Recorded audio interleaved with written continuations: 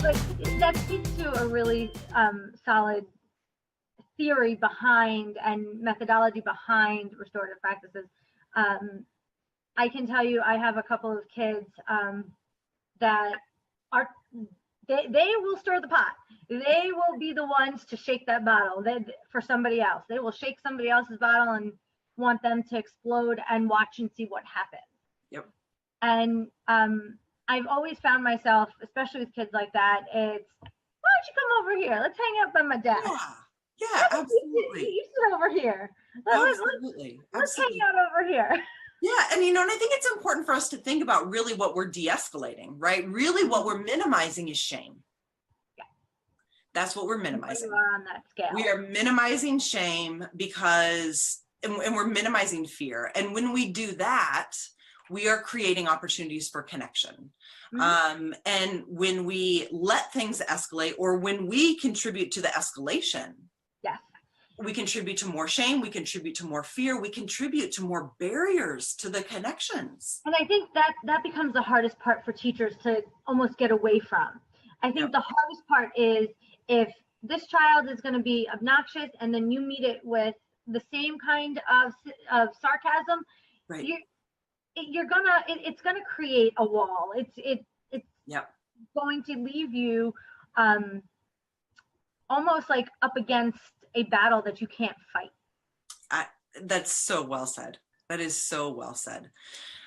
The last thing that I kind of think about, not the last thing I have time to think about right now. This is a really, I think, important topic. In fact, I'll just say this right now. We, on my blog on Sunday, when I kind of recap this conversation, we've got a list of resources for teachers on restorative justice and social emotional learning. So you'll be able to come and grab those.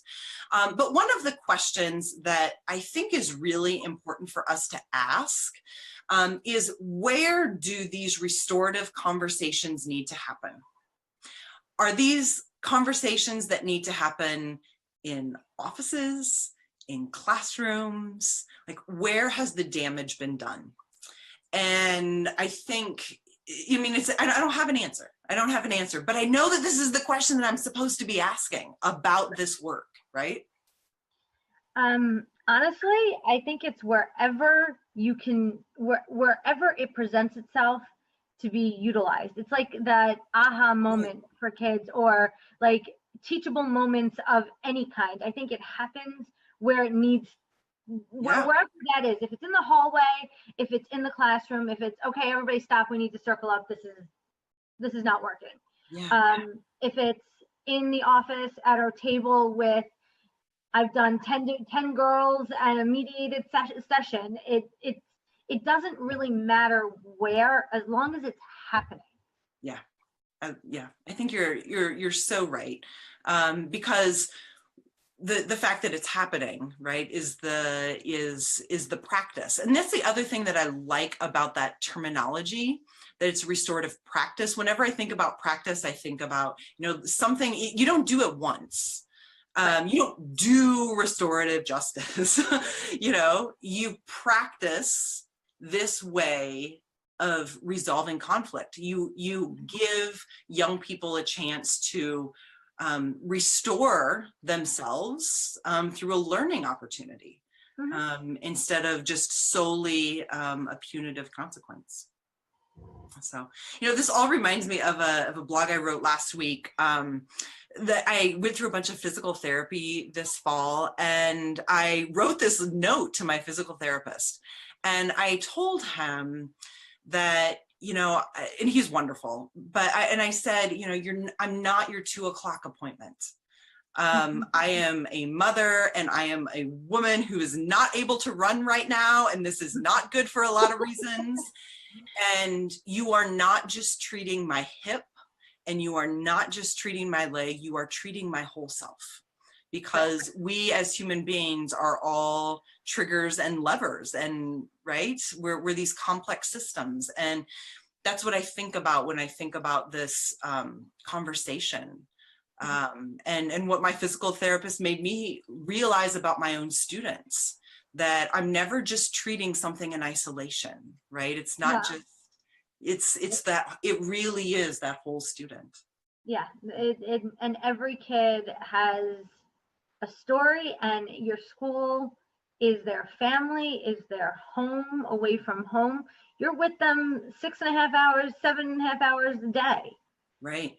If you can't make that connection that this is an individual, then you're not gonna that's gonna be the longest 6.5 hours of your life. It will be long. It will be long. And you'll probably be more apt to rely on consequences and punitive, right, Right. actions rather than these kinds of more constructivist approaches. Yeah. Orly, I cannot thank you enough for being here. Thank you to all of you out there for joining this Ask Sarah Live event, and of course for supporting this work. You will be able to catch transcripts of portions of the show and then video in small bite-size pieces this Sunday on my blog at sarahbrownwesling.com. We are also compiling that list of resources which you'll be able to find, and as always, special thank you to Teacher to Teacher, who continues as an organization to just bring teachers together and to support these really important and crucial conversations.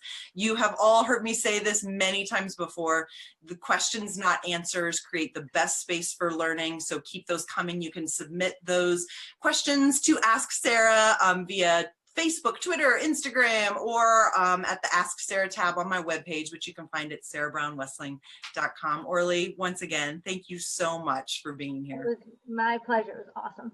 All right. Good night, everybody.